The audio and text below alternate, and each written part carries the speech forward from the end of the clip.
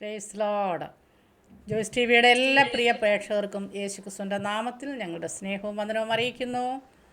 പ്രിയപ്പെട്ട ദൈവമക്കളെ, ഇന്ന് അവർ അനുഗ്രഹിക്കപ്പെട്ടതായ കർത്താവിൻ്റെ ദാസനാണ് നമ്മോടൊപ്പം ആയിരിക്കുന്നത്.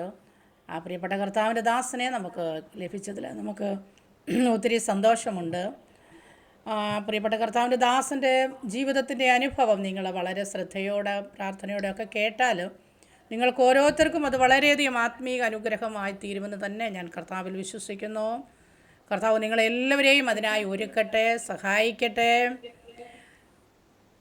ഇന്ന് പ്രിയ കർത്താവിൻ്റെ ദാസനെ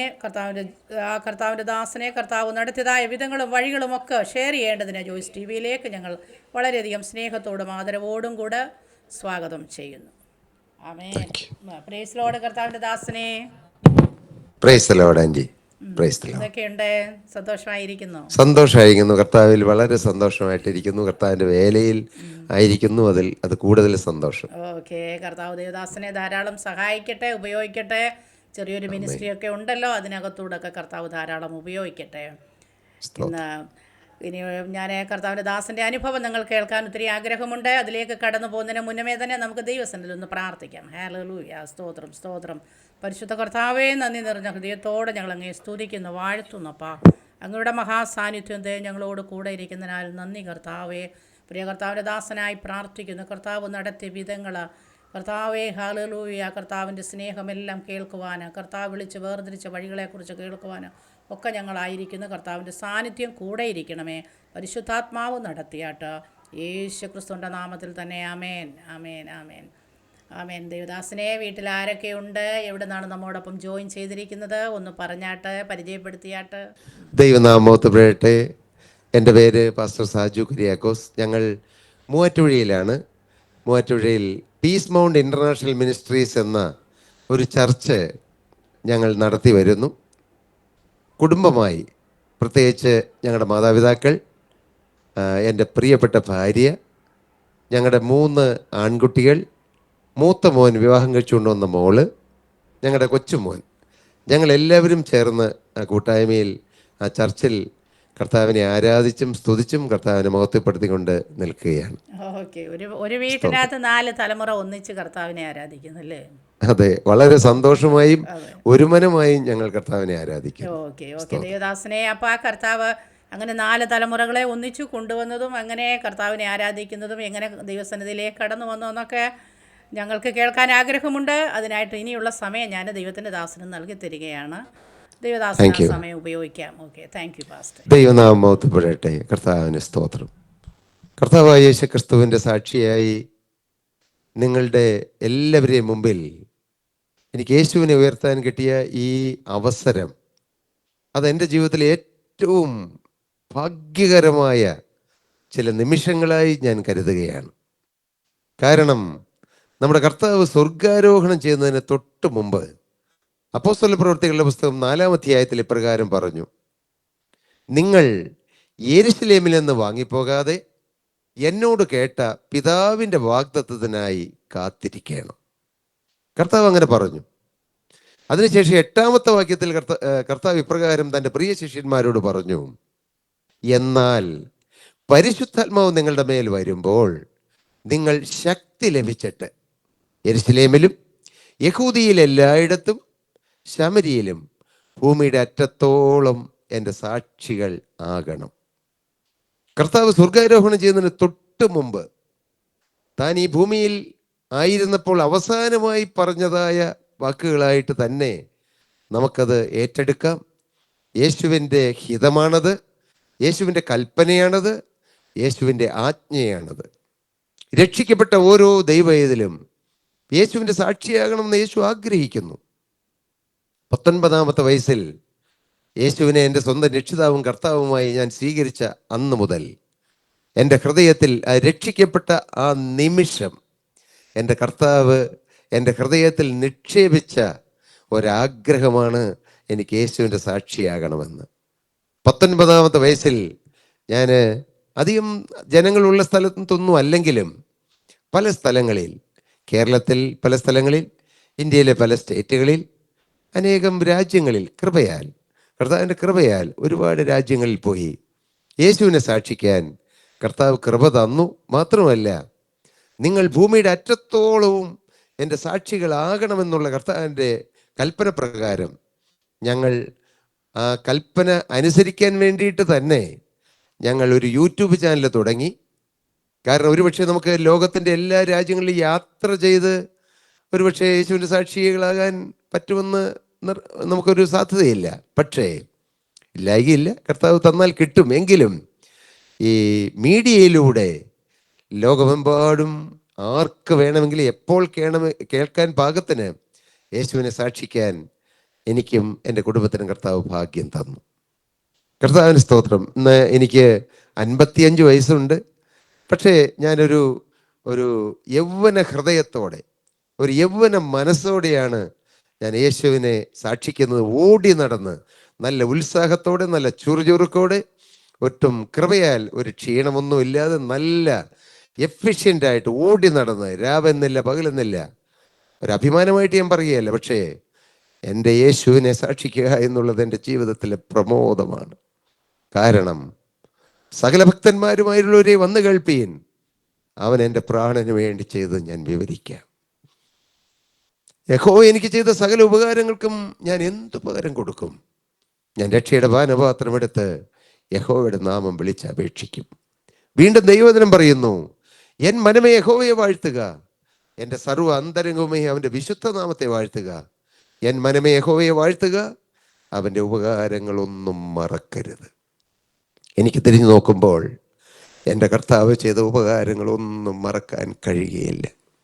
ഞാനിന്നിവിടെ ആയിരിക്കുന്നത്, ഇത്രയും സമാധാനത്തോടെ ആയിരിക്കുന്നത്, ഇത്രയും സന്തോഷത്തോടെ ആയിരിക്കുന്നത് എൻ്റെ യേശുവിൻ്റെ കൃപയൊന്നും മാത്രമാണെന്ന് ഞാൻ അറിയുന്നു.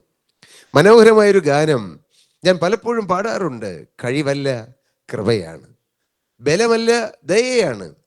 കഴിവല്ല നിൻ കൃപയാണേ, ബലമല്ല നിൻ ദയയാണേ. കഴിവല്ല നിൻ കൃപയാണേ, ബലമല്ല നിൻ ദയയാണേ. ഞങ്ങൾ ഇതുവരെ എത്തുവാൻ നീ മാത്രം എന്നേശുവേ. ഞങ്ങൾ ഇതുവരെ എത്തുവാൻ നീ മാത്രം എൻ ദൈവമേ. അത് നന്നായി തിരിച്ചറിഞ്ഞുകൊണ്ട് എൻ്റെ കർത്താവിന് പൂർണ്ണ മഹത്വവും എൻ്റെ കർത്താവിന് പൂർണ്ണ ആരാധനയും കൊടുത്തുകൊണ്ടാണ് ഞാൻ കർത്താവിൻ്റെ മക്കളുടെ മുമ്പാകെ നിൽക്കുന്നത്. ഞാൻ എൻ്റെ അനുഭവത്തിലേക്ക് പ്രവേശിക്കട്ടെ. ശമൂവേൽ പ്രവാചകന്റെ 1-ാമത്തെ പുസ്തകം 2-ാം അധ്യായം 8-ാമത്തെ വാക്യം ഇപ്രകാരമാണ്: അവൻ ദരിദ്രനെ പൊടിയിൽ നിന്ന് നിവർത്തുന്നു, അഗതിയെ കുപ്പയിൽ നിന്ന് ഉയർത്തുന്നു. നൂറ്റാണ്ടുകൾക്ക് മുമ്പ് ദൈവത്തിൻ്റെ പരിശുദ്ധാത്മാവ് എഴുതിയ ഒരു ദൈവവചനമാണ് അത്. എങ്കിലും ഇന്ന് ഈ 21-ാം നൂറ്റാണ്ടിലും ആ വചനത്തിൻ്റെ ശക്തി കുറഞ്ഞിട്ടില്ല. ആ വചനം ഇന്നും പ്രവർത്തിക്കുന്നു. എൻ്റെ കർത്താവിൻ്റെ ശക്തി കുറഞ്ഞിട്ടില്ല. ഇന്നും കർത്താവ് ദരിദ്രനെ പൊടിയിൽ നിന്ന് നിവർത്തുകയും അവൻ അഗതിയെ കുപ്പയിൽ നിന്ന് ഉയർത്തുകയും ചെയ്യുന്നു. ഹല്ലേലൂയ. ദൈവനാമം മഹത്വപ്പെടട്ടെ. ഞാൻ ഒരു ദരിദ്ര കുടുംബത്തിലാണ് ജനിച്ചത്. ദരിദ്ര കുടുംബം എന്ന് പറഞ്ഞാൽ ഒരു നേരത്തെ ആഹാരം, ഒരു നല്ല വസ്ത്രം, ഒരു നേരത്തെ ആഹാരം, ഒരു വസ്ത്രം അതുപോലും ഇല്ലാതെ എൻ്റെ ബാല്യകാലത്ത് അതിനെല്ലാം വേണ്ടി ഞാൻ ഒരുപാട് കരഞ്ഞിട്ടുണ്ട്. ഞാൻ ജനിച്ച കാലം മുതലുള്ള എൻ്റെ ഓർമ്മ പരിശോധിച്ചാൽ എനിക്ക് ഓർമ്മയുള്ള കാലത്ത് ഞാൻ കാണുന്നത് എൻ്റെ പിതാവിൻ്റെ അപ്പൻ, എൻ്റെ ഗ്രാൻഡ് ഫാദർ ഒരു മുഴുഭ്രാന്തനായ മനുഷ്യനായിരുന്നു. എന്നും ഗുളിക കഴിക്കുന്ന ഒരു മനുഷ്യൻ. ആ വല്യപ്പൻ ഒരു നേരം ഗുളിക കഴിച്ചില്ലെങ്കിൽ അദ്ദേഹം വയലന്റ് ആകും, ബഹളം ഉണ്ടാക്കും. ആ കുരുന്നു പ്രായത്തിൽ ഞാൻ അതെല്ലാം കണ്ട് ഭയത്തോടെ, വിറയലോടെ ഇതെല്ലാം കണ്ട് എൻ്റെ കുരുന്നു ഹൃദയം സങ്കടപ്പെട്ടാണ് കരഞ്ഞത്. ഞാൻ കരഞ്ഞാണ് വളർന്നത്. അതോടൊപ്പം തന്നെ കഠിനമായ ദാരിദ്ര്യം. ഇതിലും സങ്കടകരമായ മറ്റൊരു കാര്യം, എൻ്റെ പിതാവിൻ്റെ അനുജൻ, ഏറ്റവും ഇളയ അനുജൻ, കൊച്ചപ്പൻ എന്നാണ് ഞാൻ വിളിക്കുന്നത്. ആ കൊച്ചപ്പനെ ഒരു ഇരുട്ട് മുറിയിൽ, ഒരു കൊച്ചു ജനല് മാത്രമുള്ള ആ ഇരുട്ട് മുറിയിൽ ചങ്ങലയ്ക്ക് ഒരു പട്ടിയെ പൂട്ടിയിടുന്ന പോലെ ഭ്രാന്ത് മൂർച്ഛിച്ച് ഒരു കാല് ചങ്ങലക്കെട്ടും മറ്റേ കാല് തടിയിൽ ആമത്തിലിട്ട് പൂട്ടിയും ആ കൊച്ചപ്പൻ കിടക്കുന്നത് ഞാൻ കുരുന്നു പ്രായത്തിൽ, ഞാൻ ഇപ്പോൾ നിങ്ങളോട് ഈ വാക്കുകൾ പറയുമ്പോൾ ആ പിക്ചർ ഇപ്പോഴും എൻ്റെ മനസ്സിലുണ്ട്. ആ മുറിയും ആ സാഹചര്യങ്ങളെല്ലാം, മലമൂത്ര വിസർജനങ്ങളെല്ലാം ആ മുറിയിൽ തന്നെ, ഭക്ഷണം കഴിക്കുന്നു ആ മുറിയിൽ തന്നെ. ഞാൻ വളരെ വളരെ സങ്കടത്തോടെയും അതിലേറെ കരുണയോടെയുമാണ് എൻ്റെ കൊച്ചപ്പനെ ഞാൻ നോക്കി കണ്ടുകൊണ്ടിരുന്നത്. പക്ഷേ കൊച്ചുകുട്ടിയായി എനിക്ക് എന്ത് ചെയ്യാം? ഇങ്ങനെ വേദനകളുടെ ഒരു പരമ്പര. ഞാൻ ബാല്യകാലങ്ങളിൽ സ്കൂളിൽ പോകുമ്പോൾ ചോറ് കൊണ്ടുപോയി ഓർമ്മ എനിക്കില്ല. കാലിച്ചോറ്റുപാത്രം കൊണ്ടുപോകും. എനിക്ക് ചോറില്ലെന്ന് ആരും അറിയരുത്. മാത്രമല്ല, ഉച്ചയ്ക്ക് സ്കൂളിൽ നിന്ന് ഉപ്പുമാവ് കിട്ടും. ഉച്ചയ്ക്ക് സ്കൂളിൽ 1 മണിക്ക് ചോറുണ്ണുവാനായി കുട്ടികളെ വിടുമ്പോൾ അവരുടെ സ്നേഹമുള്ള മാതാപിതാക്കൾ കൊടുത്തുവിടുന്ന ചോറും കറികളുമായി എല്ലാ കുട്ടികളും ക്ലാസ് റൂമിൽ നിന്ന് ആഹ്ലാദത്തോടെ സന്തോഷത്തോടെ ചോറ്റുപാത്രവും ചോറുപൊതികളുമായി ഓടിപ്പോകുമ്പോൾ ഞാൻ മാത്രം ക്ലാസ് റൂമിൽ ഏകനായിട്ടിരിക്കും. എനിക്ക് ഒത്തിരി സങ്കടമുണ്ടായിരുന്നു അക്കാലങ്ങളിൽ. ഞാൻ കരഞ്ഞിട്ടുണ്ട്, ഒത്തിരി കരഞ്ഞിട്ടുണ്ട്. എല്ലാവരും പോയി കഴിയുമ്പോൾ ഞാൻ ഏകനായി ക്ലാസ് റൂമിൽ നിന്ന് ഇറങ്ങി സ്കൂളിൻ്റെ മൈതാനത്തിലൂടെ നിരാശയോടെ തലമുമ്പിട്ട് നടന്ന് സ്കൂളിൻ്റെ കിണറിൽ നിന്നും ഞാൻ വെള്ളം കോരി കുടിച്ച് വയറ് നിറച്ച് മുഖമൊക്കെ കഴുകി ഞാൻ തന്നെത്താൻ ക്ലാസ്സിൽ വന്നിരുന്നിട്ടുണ്ട്. കർത്താവിന് സ്തോത്രം. അന്ന് ഒക്കെ ഞാൻ ചിന്തിച്ചു, എനിക്കൊരു നല്ല ഭാവി കിട്ടുമോ? ഒരു സാധ്യതയുമില്ല. കാരണം ദരിദ്രമായ ഞങ്ങളുടെ കുടുംബം, ഭ്രാന്ത് ബാധിച്ച 3-4 തലമുറകൾ, ശാപം പിടിച്ചൊരു കുടുംബം. വസ്ത്രത്തിന് മാർഗമില്ല, ആഹാരത്തിന് മാർഗമില്ല. ചക്കയുള്ള കാലത്ത് ചക്ക തിന്നും, കപ്പയുള്ള കാലത്ത് കപ്പ തിന്നും. അതൊക്കെയാണ് പ്രധാനമായി കഴിക്കുന്നത്. ഞാൻ ഇന്നും ഓർക്കുന്നുണ്ട്, ശനി ഞായർ ദിവസങ്ങളിലും സ്കൂളിൽ അവധിയുള്ള ദിവസങ്ങളിലും, പ്രത്യേകിച്ച് മധ്യവേനൽ അവധിക്കാലം 2 മാസം വീട്ടിൽ കുറച്ച് ആടുകളും കന്നുകാലികളൊക്കെ ഉണ്ട്. അത് രാവിലെ നേരം വെളുക്കുന്നതിന് മുമ്പ് തന്നെ ഞാൻ ആടുകളെയും കന്നുകാലിയും അഴിച്ചു വിട്ടുകൊണ്ട് കൊയ്ത്ത് കഴിഞ്ഞ നല്ല പണക്കാരായ ആളുകളുടെ പാടത്ത് കൊണ്ടുപോകും ആടിനെയും കന്നുകാലിയെയും തീറ്റുവാൻ. രാവിലെ നേരം വെളുക്കുന്നതിന് മുമ്പ് അക്കാലങ്ങളിൽ മാമ്പഴം ഉണ്ട്. മാവിൻ്റെ ചോട്ടിൽ നിന്ന് മാമ്പഴം പെറുക്കി തിന്നും. ഉച്ചയ്ക്ക് ആരോടെങ്കിലും ചോദിച്ചിട്ട് അവരുടെ പ്ലാവിൽ കയറി ചക്കയിട്ട് തിന്നും. വൈകുന്നേരം ആവുമ്പോൾ ഉച്ചയ്ക്കത്തെ മുഴുവൻ വെയിലും കൊണ്ട് ഒരു ഷർട്ട് പോലും ഇടാനില്ലാതെ ഞങ്ങളുടെ വീട്ടിലേക്ക് വലിയൊരു കുന്ന് കയറി വേണം വീട്ടിലേക്ക് വരാൻ. ഉള്ള ആടിൻ്റെയും കന്നുകാലിയുടെയും പിന്നാലെ ഞാൻ ഏറ്റവും അവസാനമായി ഷർട്ടൊന്നും ഇടാതെ, അതെ, ശരീരം മുഴുവൻ വെയിൽ കൊണ്ട് കറുത്ത് മുഖവും വാടി മനവും വാടി തല കുമ്പിട്ട് നടക്കുമ്പോൾ ഞാൻ ചിന്തിച്ചിട്ടുണ്ട്, എനിക്കൊരു നല്ല ഭാവി കിട്ടുമോ? എന്നാൽ ഞാൻ നിങ്ങളോട് പറയാം, ദരിദ്രനെ കുപ്പയിൽ നിവർത്തുന്ന ഒരു ദൈവമുണ്ട്. ഹല്ലേലൂയ. അഗതിയെ പൊടിയിൽ നിന്ന് നിവർത്തുമാറാക്കുന്ന എൻ്റെ യേശു എന്നും ജീവിക്കുന്നുണ്ട്. എൻ്റെ പിതാവിൻ്റെ പാരമ്പര്യം ഇതായിരുന്നു. എൻ്റെ പിതാവ് കൂലിവേലക്കാരനായിരുന്നു. പ്രിയപ്പെട്ടവരെ, കൂലിവേല എടുത്തുകൊണ്ടിരിക്കുന്ന വീട്ടിൽ വെച്ചാണ് ഞങ്ങളുടെ ചാച്ചൻ ഫാദറിന് ചാച്ചൻ എന്നാണ് വിളിച്ചുകൊണ്ടിരുന്നത്. ചാച്ചന് വീട്ടിൽ വെച്ചാണ് ഒരാദി കയറി. അങ്ങനെയാണ് എൻ്റെ പിതാവും പാരമ്പര്യമായി ഉണ്ടായിരുന്ന ആ ഭ്രാന്ത് എന്ന ബാധയ്ക്ക് അടിമയായി പോയത്. ഞങ്ങളുടെ വീട്ടിൽ നിന്ന് കുറേ ദൂരമുള്ള ഒരു മെന്റൽ ഹോസ്പിറ്റൽ, ഭ്രാന്താശുപത്രിയിൽ കൊണ്ടുപോയി പിതാവിനെ അഡ്മിറ്റ് ചെയ്തു. അതോടെ ഞങ്ങളുടെ കുടുംബത്തിൻ്റെ എല്ലാ പ്രതീക്ഷകളും അറ്റ് നിരാശയുടെ കയത്തിലേക്ക് ഞങ്ങൾ ആണ്ടുപോയ സമയങ്ങളായിരുന്നു. പാവം ഞങ്ങളുടെ അമ്മയും ഞങ്ങൾ 3 ആൺമക്കളും. പ്രിയപ്പെട്ടവരെ, ഞാൻ ഇപ്പോൾ ഇതുവരെ പറഞ്ഞ എൻ്റെ പിതാവിൻ്റെ കുടുംബ പശ്ചാത്തലമാണ്. എന്നാൽ എൻ്റെ അമ്മയുടെ കുടുംബ പശ്ചാത്തലം ഇതിൽ നിന്ന് വിഭിന്നമായിരുന്നില്ല. എൻ്റെ അമ്മയ്ക്ക് 5 വയസ്സുള്ളപ്പോൾ, 1-ാം ക്ലാസ്സിൽ പഠിച്ചുകൊണ്ടിരുന്നപ്പോൾ എൻ്റെ അമ്മയുടെ അപ്പൻ മരിച്ചുപോയി. 7 വയസ്സുള്ളപ്പോൾ അമ്മയും മരിച്ചു. അങ്ങനെ അപ്പനും അമ്മയും മരിച്ച് 1-ാം ക്ലാസ്സിൽ പഠിത്തം നിർത്തി. അവിടെയും ആഹാരത്തിന് മാർഗമുണ്ടായിരുന്നില്ല, വസ്ത്രത്തിന് മാർഗമുണ്ടായിരുന്നില്ല. അമ്മ പറഞ്ഞ് ഞാൻ കേട്ടിട്ടുണ്ട്, അപ്പനും അമ്മയും ഇല്ലാത്ത എൻ്റെ അമ്മ ബാല്യകാലത്ത് ഒരു നേരത്തെ ആഹാരത്തിന് വേണ്ടി വല്യമ്മയുടെ കൈ പിടിച്ചുകൊണ്ട്, തുണി ഉടുക്കാനില്ല, ഒരു വട്ടത്തുണി ഉടുത്ത് ഒരു വട്ടത്തുണി തോളത്തിട്ടുകൊണ്ട് മറ്റുള്ളവർ വീട്ടിൽ ചെന്ന് ഒരു നേരത്തെ ആഹാരത്തിന് വേണ്ടി കൈ നീട്ടിയിട്ടുണ്ടെന്ന്. മാത്രവുമല്ല, ഞങ്ങളുടെ കുടുംബത്തിലും എൻ്റെ അമ്മയുടെ അനുജത്തിക്ക് 13-ാമത്തെ വയസ്സിൽ മാനസിക രോഗമുണ്ടായിട്ടുണ്ട്. 13-ാമത്തെ വയസ്സിൽ. അങ്ങനെ ഒരേപോലെ സാഹചര്യമുള്ള 2 കുടുംബങ്ങൾ. എൻ്റെ അപ്പൻ്റെ കുടുംബത്തിൽ ഭ്രാന്തുണ്ട്, എൻ്റെ അമ്മയുടെ കുടുംബത്തിൽ ഭ്രാന്തുണ്ടായിരുന്നു. എൻ്റെ അമ്മയുടെ കുടുംബത്തിൽ പട്ടിണി ഉണ്ടായിരുന്നു, വസ്ത്രത്തിന് മാർഗമില്ലായിരുന്നു. അപ്പൻ്റെ കുടുംബത്തിൽ അതുപോലെ തന്നെ. ഏകദേശം ഒരേപോലെ തകർന്ന 2 കുടുംബങ്ങൾ, ശാപം പിടിച്ച കുടുംബങ്ങൾ. ഇന്ന് ഈ വാക്കുകൾ കേൾക്കുന്ന എൻ്റെ മാന്യ പ്രേക്ഷകരോട് എനിക്കൊന്ന് ചോദിക്കാനുണ്ട്. തകർന്ന 2 കുടുംബങ്ങൾ, തകർന്ന ഒരു അപ്പൻ്റെയും അമ്മയുടെയും മക്കളായി ജനിച്ച ഞങ്ങൾ രക്ഷപ്പെടാൻ, അല്ലെങ്കിൽ ഒരു അഭിവൃദ്ധിയിലേക്ക് വരാൻ ലോകപ്രകാരം എന്തെങ്കിലും സാധ്യതയുണ്ടോ?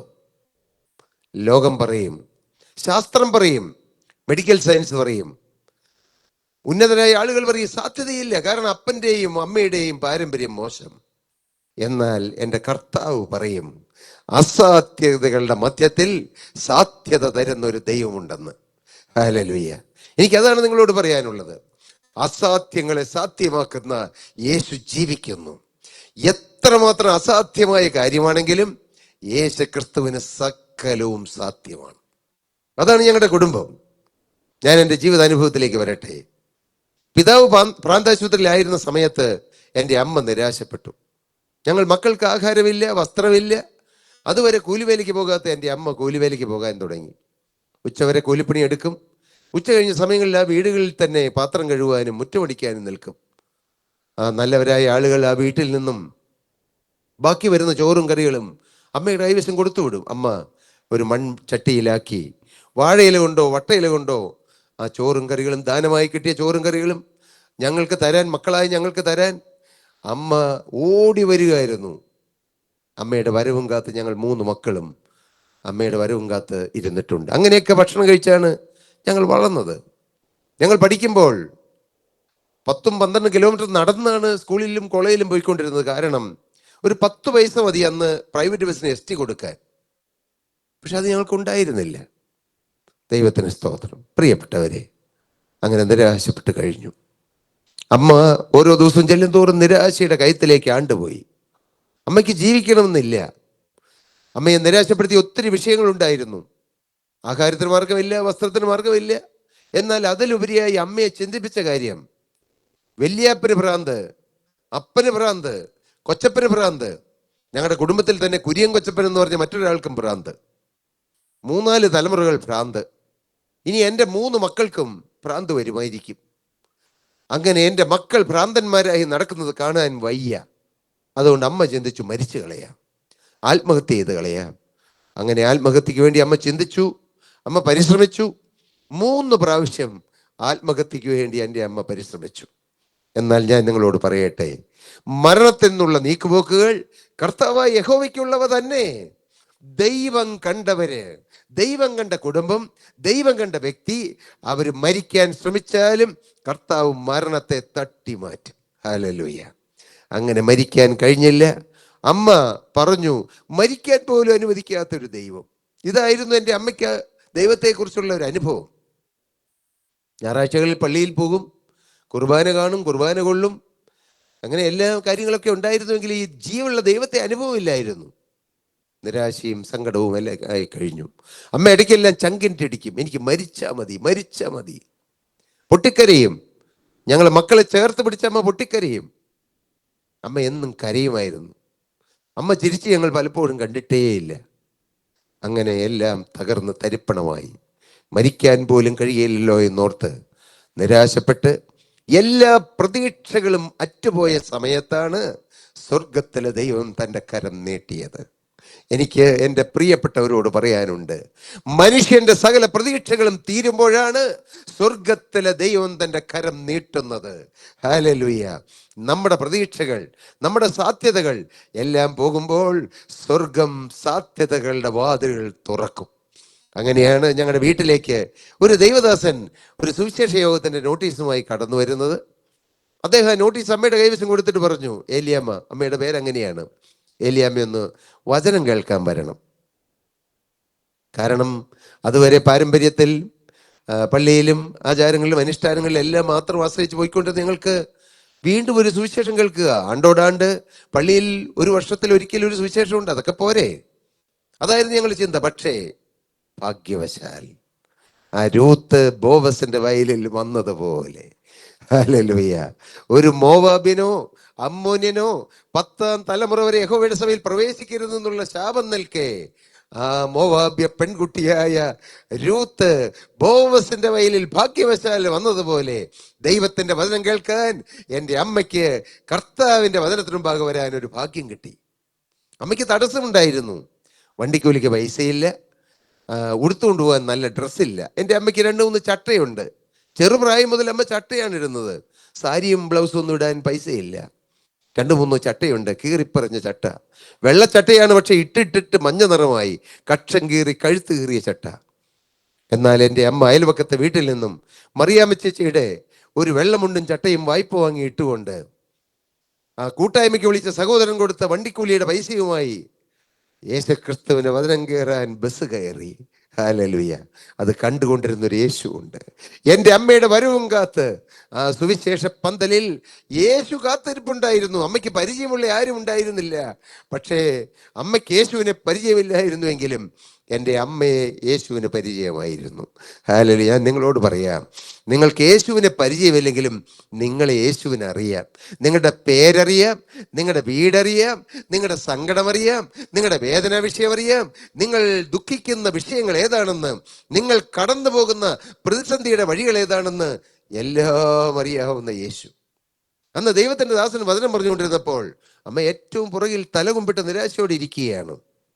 ആ ദൈവദാസൻ ദൈവവചനം പറഞ്ഞുകൊണ്ടിരുന്നപ്പോൾ ഇടയ്ക്ക് വിളിച്ചു ചോദിച്ചു, തകർന്ന ജീവിതങ്ങൾ ആരെങ്കിലും വന്നിട്ടുണ്ടോ എന്ന്.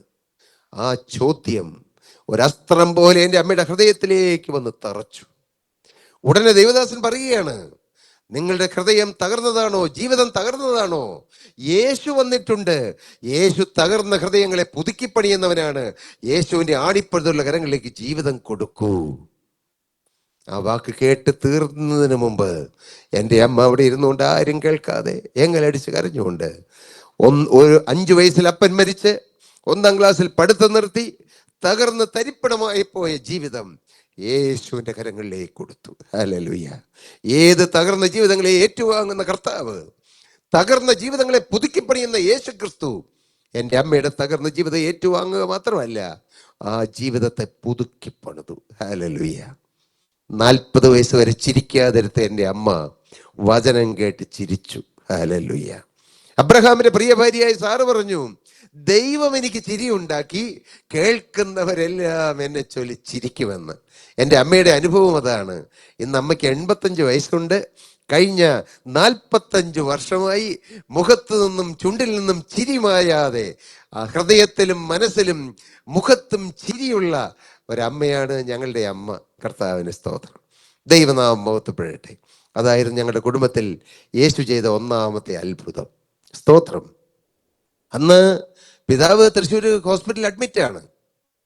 ഡോക്ടർമാർ ചികിത്സകളെല്ലാം ചെയ്തു, മാറി മാറി ചികിത്സിച്ചു, മരുന്ന് മാറി ചികിത്സിച്ചു, രോഗം മാറുന്നില്ല. ഒടുവിൽ ഞങ്ങളുടെ പിതാവിന് കറണ്ട് അടുപ്പിച്ചു. നിങ്ങൾ കേട്ടിട്ടുണ്ടാവും, ഷോക്ക് ട്രീറ്റ്മെന്റ്, ഷോക്ക് അടുപ്പിക്കുന്നു. ഷോക്ക് അടുപ്പിച്ചു, പക്ഷെ രോഗം മാറുന്നില്ല. അങ്ങനെ എന്തെല്ലാം ചെയ്തിട്ടും രോഗം മാറാത്തവനായി എൻ്റെ പിതാവ് ഇരിക്കുകയായിരുന്നു. ശാപം മൂലം വന്ന രോഗം മരുന്നുകൊണ്ട് മാറുകയില്ല. കർത്താവിന് സ്തോത്രം. അത് മാറ്റാൻ യേശുക്രിസ്തുവിനെ കഴിയൂ. ഹല്ലേലൂയ. യേശുവിന്റെ വചനത്തിനെ കഴിയൂ. ഡോക്ടർമാരെ ഡിസ്ചാർജ് ചെയ്തു. 12 ഗുളിക കഴിക്കണം ഒരു ദിവസം. ഒരു ഗുളിക കഴിച്ചില്ലെങ്കിൽ പിതാവ് വയലന്റ് ആകും. ഞങ്ങളെ പിടിച്ച് തല്ല്. നല്ല മനുഷ്യനായിരുന്നു ഞങ്ങളുടെ പിതാവ്, നല്ല സൽസ്വഭാവിയായിരുന്നു. പക്ഷേ ഭ്രാന്ത് ബാധിച്ചു കഴിയുമ്പോൾ വേറൊരാളായി പോകും. അമ്മയെ പിടിച്ച് തല്ലും. അങ്ങനെ അമ്മ ഒരു കാലത്ത് നിരാശപ്പെട്ടെല്ലാം കഴിഞ്ഞു. പ്രിയപ്പെട്ടവരെ, എന്നാൽ കൂട്ടായ്മയിൽ വന്ന് സമാധാനം കിട്ടിയതുകൊണ്ട് എൻ്റെ അമ്മ ഒരു കാര്യം ചെയ്തു. ഒരിക്കൽ ഞങ്ങളുടെ പിതാവിനെയും കൊണ്ട് ഇതേ കൂട്ടായ്മയിൽ കടന്നു വന്നു. പ്രിയപ്പെട്ട സഹോദരങ്ങളെ, ഞാൻ നിങ്ങളോട് പറയട്ടെ, അന്ന് അതേ ദൈവദാസൻ പ്രസംഗിച്ച വചനം എന്തായിരുന്നറിയാമോ? യോഹന്നാന്റെ 1ാമത്തെ ലേഖനത്തെ ആസ്പദമാക്കി പിശാചിന്റെ പ്രവർത്തനങ്ങളെ അഴിപ്പാൻ തന്നെ ദൈവപുത്രൻ പ്രത്യക്ഷനായി എന്ന വചനം.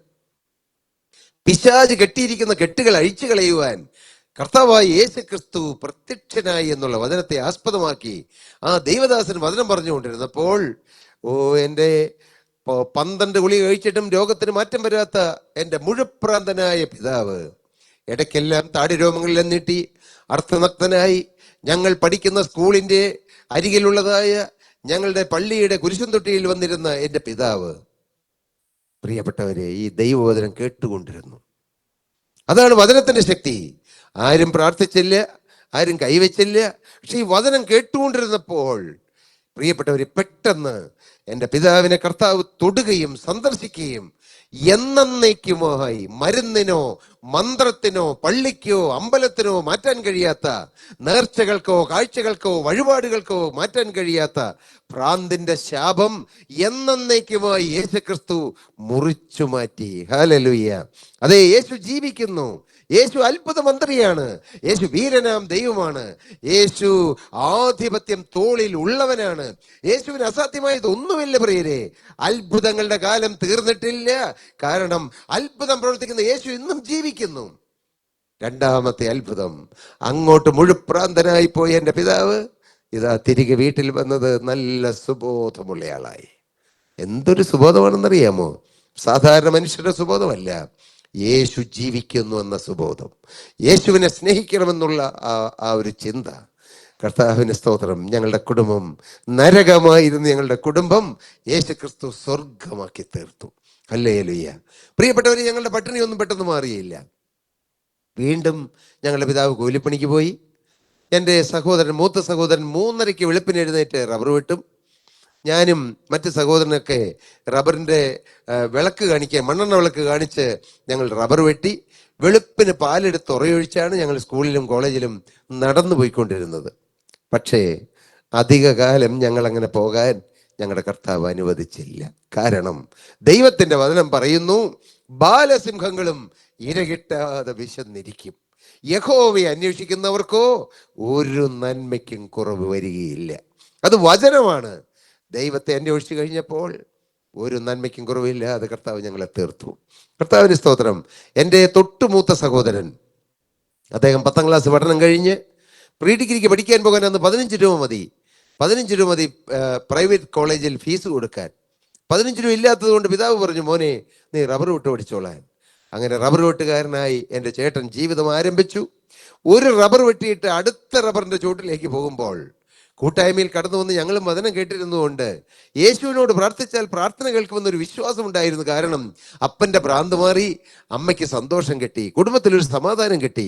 അതുകൊണ്ട് യേശു പ്രാർത്ഥന കേൾക്കുമെന്നുള്ള ചിന്തയുള്ളത് കൊണ്ട് എൻ്റെ സഹോദരൻ റബ്ബർ തോട്ടത്തിൽ നിന്നുകൊണ്ട് പ്രാർത്ഥിച്ചു, കർത്താവേ എനിക്കൊരു 500 രൂപ മാസ ശമ്പളമുള്ള ഒരു ജോലി തരാമോ എന്ന്. ഞാൻ നിങ്ങളോട് പറയട്ടെ, റബ്ബർ തോട്ടത്തിൽ നിന്ന് പ്രാർത്ഥിച്ചാലും യേശു പ്രാർത്ഥന കേൾക്കും. നാം എവിടെ നിന്ന് പ്രാർത്ഥിക്കുന്നു എന്നുള്ളതല്ല, ആരോട് പ്രാർത്ഥിക്കുന്നു എന്നുള്ളതാണ് പ്രാധാന്യം. ഹല്ലേലൂയ. അടുക്കളയിൽ നിന്ന് പ്രാർത്ഥിച്ചാൽ യേശു പ്രാർത്ഥന കേൾക്കും. യാത്ര ചെയ്യുമ്പോഴും യേശു പ്രാർത്ഥന കേൾക്കും. ഹല്ലേലൂയ. ഓപ്പറേഷൻ തിയേറ്ററിൽ കിടന്ന് പ്രാർത്ഥിച്ചാലും യേശു പ്രാർത്ഥന കേൾക്കും. ദൈവത്തിന് സ്തോത്രം. നിങ്ങൾ ആരെങ്കിലും പ്രയാസത്തിലോ ദുഃഖത്തിലോ ദുരിതത്തിലോ ആണോ കഴിയുന്നത്, നിങ്ങൾ അവിടെ കിടന്നുകൊണ്ട് പ്രാർത്ഥിപ്പീൻ. യേശുവിനോട് പ്രാർത്ഥിക്കണം. യേശു പ്രാർത്ഥന കേൾക്കും. കാരണം പുത്രന്റെ നാമത്തിൽ ചോദിക്കുന്ന കാര്യങ്ങൾക്ക് ഉത്തരം തരാമെന്നുള്ളത് ദൈവത്തിന്റെ വാഗ്ദത്തമാണ്. ഹല്ലേലൂയ. എൻ്റെ സഹോദരന് ജോലി കിട്ടി. 250 രൂപ ശമ്പളമുള്ള ജോലി. ചോദിച്ചത് 500, കിട്ടിയത് 250. സാധാരണ നമ്മളൊക്കെ ആണെങ്കിൽ അല്പം പരിഭവിക്കും ദൈവത്തോട്. കൃപയാൽ എൻ്റെ സഹോദരൻ പരിഭവിച്ചില്ല. 250 രൂപയുടെ ജോലിയെങ്കിൽ അത് അങ്ങനെ ജോലി ആരംഭിച്ചു. ജോലി എന്താണെന്ന് കേൾക്കണ്ടേ? ഒരു ഡെന്റൽ ക്ലിനിക്കിൽ 250 രൂപ ശമ്പളത്തിന് ഒരു അറ്റൻഡർ. ടോയ്ലറ്റ് കഴുകണം, ഡോക്ടർക്ക് ചായ വാങ്ങിച്ചു കൊടുക്കണം, അങ്ങനെയുള്ള ജോലികളെല്ലാമായിരുന്നു. അദ്ദേഹം അവിടെ വളരെ വിശ്വസ്തയോടെ ജോലി ചെയ്തു. അതിനുശേഷം ഒരു 6.5 വർഷം കഴിഞ്ഞപ്പോൾ മൂവാറ്റുപുഴയിൽ വെറും 290 സ്ക്വയർ ഫീറ്റ് റൂം വാടകയ്ക്കെടുത്ത് ഒരു ഡെന്റൽ ലാബ്, ഒരു ഡെന്റൽ മാനുഫാക്ചറിങ് യൂണിറ്റ് തുടങ്ങി. ആ തുടങ്ങാൻ പോകുന്ന സമയത്ത് അനിയനായി എന്നോടും ചേട്ടനോടും ചോദിച്ചു. അങ്ങനെ ഞങ്ങൾ 3 പേരും 1988 ഒരുമിച്ച് ചേർന്നു. എൻ്റെ സഹോദരൻ്റെ നേതൃത്വത്തിലും ഉടമസ്ഥതയിലും അങ്ങനെ ഡെൻകെയർ ഡെന്റൽ ലാബ് എന്ന ഒരു മാനുഫാക്ചറിങ് യൂണിറ്റ് തുടങ്ങി. 2-3 ജോലിക്കാർ, പിന്നെ ഞങ്ങൾ 3 പേരും. അന്ന് എനിക്ക് 19 വയസ്സ് 19 വയസ്സേ ഉള്ളൂ. 21 വയസ്സ് എൻ്റെ കൊച്ചേട്ടന്, 24 വയസ്സ് മൂത്ത ചേട്ടന്. ഞങ്ങൾ ചെറുപ്പക്കാരായി ഞങ്ങൾ യേശുവിൻ്റെ നാമത്തിൽ ഞങ്ങൾ ആ കൊച്ചു സ്ഥാപനം ഞങ്ങൾ തുടങ്ങിയെന്ന് പറഞ്ഞാൽ തെറ്റിപ്പോകും. യേശു തുടങ്ങി തന്നു. ഹല്ലേലൂയ. യേശു തുടങ്ങിയാൽ യേശു വളർത്തും. കർത്താവിന് സ്തോത്രം. വെറും നിസ്സാരതയിൽ തുടങ്ങിയ സ്ഥാപനം ഇന്ന് 4500 പേര് ജോലി ചെയ്യുന്ന ഏഷ്യയിലെ തന്നെ ഏറ്റവും വലിയ സ്ഥാപനമായി യേശു ഉയർത്തി. ഹല്ലേലൂയ. ദൈവത്തിന് സ്തോത്രം. ഇന്ന് ആ സ്ഥാപനം ഡെൻകെയർ എന്ന ആ സ്ഥാപനം വേൾഡിലെ second largest in the world, ലോകത്തിൽ തന്നെ 2ാം കിടയിൽ പ്രവർത്തിക്കുന്ന ഒരു സ്ഥാപനമാണ്. ഇന്ന് ആ സ്ഥാപനത്തിന് 6 രാജ്യങ്ങളിൽ, അമേരിക്കയിൽ ഏതാണ്ട് 5 സ്റ്റേറ്റുകളിൽ ഉൾപ്പെടെ 6 രാജ്യങ്ങളിൽ, UK-യിലും ന്യൂസിലൻഡിലും ഓസ്ട്രേലിയയിലും USA-യിലും UAE-യിലും ഇന്ത്യയിലും 6 രാജ്യങ്ങളിൽ പ്രവർത്തനമുണ്ട്. ഏതാണ്ട് 31 രാജ്യങ്ങളിൽ നിന്നും ഓർഡറുകൾ വരുന്നുണ്ട്. ഇന്ത്യയിൽ തന്നെ 7 8 പ്രധാനപ്പെട്ട സംസ്ഥാനങ്ങളിൽ, ഡൽഹിയിലും ബോംബെയിലും ഹൈദരാബാദിലും കൽക്കട്ടയിലും ബാംഗ്ലൂരും ചെന്നൈയിലും അങ്ങനെ വിവിധ സ്ഥലങ്ങളിൽ അതിന് ബ്രാഞ്ചുകളെല്ലാം ഉണ്ട്. നിങ്ങളൊന്ന് ചിന്തിക്കണേ, 1ാം ക്ലാസ് തോറ്റ അമ്മയുടെ മക്കളാണ് ഞങ്ങൾ. ഒരു നേരത്തെ ആഹാരത്തിന് മാർഗമില്ലാതെ കഴിഞ്ഞ മക്കളാണ് ഞങ്ങൾ. പോഷകാഹാരം കഴിക്കാനില്ലെന്ന് മാത്രമല്ല, വെറും കപ്പയും ചക്കയും തിന്ന് മറ്റുള്ളവർ ദാനമായി തന്ന ആ തുച്ഛമായ ആഹാരം കഴിച്ച് വളർന്നവരാണ് ഞങ്ങൾ. ഞങ്ങൾക്കാരാണ് ഈ ലോകത്തിലേക്ക് വെച്ച ഏറ്റവും വലിയ technology, laser technology, CAD CAM technology, AI technology എല്ലാം ഉപയോഗിച്ച് ഇന്ന് ഞങ്ങൾ ഏറ്റവും എഫിഷ്യൻ്റായി ആ സ്ഥാപനം മുന്നോട്ട് നയിക്കുന്നു. എൻ്റെ പ്രിയരെ, പൊട്ടന്മാർക്ക് ബുദ്ധി കൊടുക്കുന്നൊരു യേശുവുണ്ട്. ഹല്ലേലൂയ. പൊടിയിൽ നിന്ന് ഉയർത്തുന്നൊരു യേശുവുണ്ട്. ഇന്ന് ആരെങ്കിലും കഴിവില്ലാത്തവരുണ്ടോ? യേശുവിനോട് പറയാ, യേശു കഴിവ് തരും. യേശു തന്നാൽ ഭൂമിയിലെ കഴിവല്ല, സ്വർഗീയ ബുദ്ധി തരും. ഹല്ലേലൂയ. സ്വർഗത്തിന്റെ ബുദ്ധി തരും. ദൈവത്തിന്റെ സ്തോത്രം. അവിടെ പാരമ്പര്യം നോക്കുകയില്ല, കഴിഞ്ഞ കാലം നോക്കുകയില്ല, അപ്പന് വിദ്യാഭ്യാസം ഉണ്ടോ നോക്കുകയില്ല. ഞങ്ങൾ ഭ്രാന്തന്മാരുടെ മക്കളായിരുന്നല്ലോ പ്രിയരെ. 4 തലമുറകൾ ഭ്രാന്ത് ബാധിച്ച് നശിച്ചു കിടന്ന കുടുംബത്തിൽ നിന്നും യേശു ഞങ്ങളെ ഉയർപ്പിച്ചു. 14-ാം സങ്കീർത്തനത്തിലും 53-ാം സങ്കീർത്തനത്തിലും ഒരേ വാക്യങ്ങളുണ്ട്. 13-ാം സങ്കീർത്തനം 7-ാം വാക്യവും 53-ാം സങ്കീർത്തനം 6-ാം വാക്യവും, സിയോനിൽ നിന്ന് ഇസ്രായേലിന്റെ രക്ഷ വന്നെങ്കിൽ യഹോവ തന്റെ ജനത്തിന്റെ സ്ഥിതി മാറ്റുമ്പോൾ യാക്കോബ് സന്തോഷിക്കുകയും ഇസ്രായേൽ ആനന്ദിക്കുകയും ചെയ്യും. സ്ഥിതി മാറ്റുന്ന ഒരു ദൈവമുണ്ട്. കർത്താവിന്റെ സ്തോത്രം. ആനന്ദം തരുന്നൊരു യേശുവുണ്ട്. പക്ഷെ അതിന് മുമ്പ് എഴുതിയിരിക്കുന്ന ഒരു വാക്യമുണ്ട്, സിയോനിൽ നിന്ന് ഇസ്രായേലിന് രക്ഷ വന്നെങ്കിൽ. രക്ഷ വന്നാലേ സ്ഥിതി മാറുകയുള്ളൂ. കർത്താവിന്റെ സ്തോത്രം. അവിടെ 2 ദൂതകളുണ്ട്. 1, രക്ഷ വന്നാലേ സ്ഥിതി മാറുകയുള്ളൂ. 2, രക്ഷ വന്നിട്ട് സ്ഥിതി മാറുന്നതാണ് നല്ലത്. സ്ഥിതി മാറും ഇല്ലേ? സാമ്പത്തിക അഭിവൃദ്ധിയൊക്കെ കിട്ടുന്നവരുണ്ട്, പക്ഷെ രക്ഷയില്ല, എല്ലാം പൂജ്യം. നമുക്ക് വേണ്ടത് രക്ഷയാണ്. ഈ രക്ഷ ലഭിച്ചതിന് ശേഷം ലഭിക്കുന്ന അഭിവൃദ്ധി അത് ഏറ്റവും ശ്രേഷ്ഠമാണ്. ദൈവിക അഭിവൃദ്ധിയാണ്. എൻ്റെ പ്രിയരെ, ഞങ്ങളുടെ കുടുംബം ഇന്ന് സ്വർഗമാണ്. നരകതുല്യമായിരുന്നു ഞങ്ങളുടെ കുടുംബം. ഞാൻ എൻ്റെ ബാല്യകാലത്ത് ഓർക്കുന്നുണ്ട്, ഞങ്ങളുടെ വീട്ടിൽ റേഷനരിയേ ഉള്ളൂ. അത് ദുർഗന്ധമുള്ള ഒരു റേഷനരിയാണ്. അതിൻ്റെ ചോറ് ഉണ്ണാൻ പോലും കൊള്ളുകയില്ല, കഞ്ഞിവെള്ളം കുടിക്കാനേ പറ്റുകയില്ല, ദുർഗന്ധമാണ്. ഞാൻ എത്രയോ വീടുകളുടെ അടുക്കള വശത്ത് ചെന്നിട്ട് 1 ഗ്ലാസ് കഞ്ഞിവെള്ളം, കുത്തരിച്ചോറിന് കഞ്ഞിവെള്ളം തരാമെന്ന് ഞാൻ ചോദിച്ചിട്ടുണ്ട്. ആ നല്ലവരായ ആളുകൾ ആ കഞ്ഞിവെള്ളത്തിൻ്റെ കൂടെ അല്പം കുത്തരിച്ചോറിൻ്റെ പറ്റിട്ട് തരുമ്പോൾ ഞാൻ ആർത്തിയോടെ വലിച്ചു കുടിച്ചിട്ടുണ്ട്. കൊതിയായിരുന്നു. എന്നാൽ കൊതി മാറി ഭക്ഷണം കഴിക്കാൻ യേശു തന്നു. ഹല്ലേലൂയ. നന്ദിയോടെ സ്തോത്രം. കരയുന്ന കാക്ക കുഞ്ഞുങ്ങൾക്കും കാട്ടിലെ മൃഗങ്ങൾക്കും അതിന്റെ ആഹാരം കൊടുക്കുന്ന ഒരു ദൈവം. സ്തോത്രം.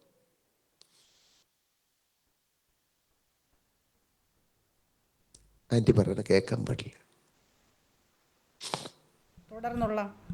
തുടർന്നുള്ള അനുഭവം കൂടെ എങ്ങനെയാണ്? തീർച്ചയായും പറയാം ആന്റി, സന്തോഷമുണ്ട്. തുടർന്ന് കർത്താവ് ഞങ്ങളെ അനുഗ്രഹിച്ചു. ഞങ്ങളും ഓരോരുത്തരും വിവാഹം കഴിച്ചു. അനുഗ്രഹിക്കപ്പെട്ട ഒരു കുടുംബം കിട്ടി. ഞാൻ എൻ്റെ പിതാവിനെയും മാതാവിനെയും കുറിച്ച് ഒരു വാക്ക് കൂടി പറഞ്ഞുകൊള്ളട്ടെ. 31 വർഷം കഴിഞ്ഞു ഞങ്ങളുടെ വിവാഹം കഴിഞ്ഞിട്ട്. ഈ ഫെബ്രുവരി മാസം 5-ാം തീയതി ആയിരുന്നു.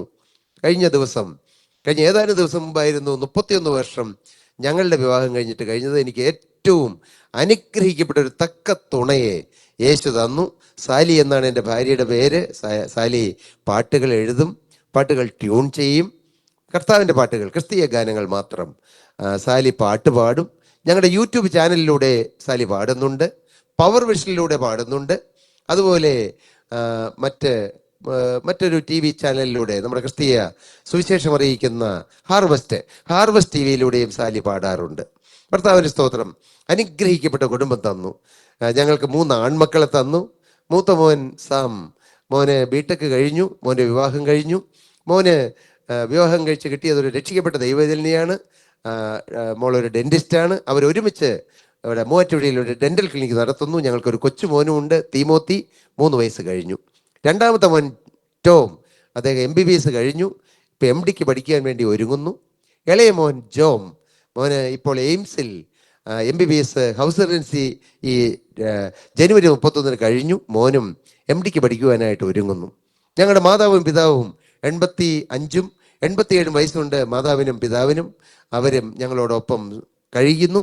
ഒരു സ്വർഗീയ കുടുംബജീവിതം ഞങ്ങൾ നയിക്കുന്നു. മാത്രമല്ല, ഈ 31 വർഷമായി ഞങ്ങൾ വിവാഹം കഴിച്ചിട്ട്, 34 വർഷമായി എൻ്റെ കൊച്ചേട്ടൻ വിവാഹം കഴിച്ചിട്ട്, 37 വർഷത്തോളമായി ഞങ്ങളുടെ മൂത്ത സഹോദരൻ വിവാഹം കഴിച്ചിട്ട്, ഇത്രയും വർഷമായിട്ടും ഞങ്ങളുടെ മാതാവോ പിതാവോ ഒരു പ്രാവശ്യം പോലും ഞങ്ങൾ വിവാഹം കഴിച്ചുകൊണ്ടുന്ന പെൺകുട്ടികളെ പേര് വിളിച്ചിട്ടില്ല, മോളെ എന്നേ വിളിക്കുകയുള്ളൂ.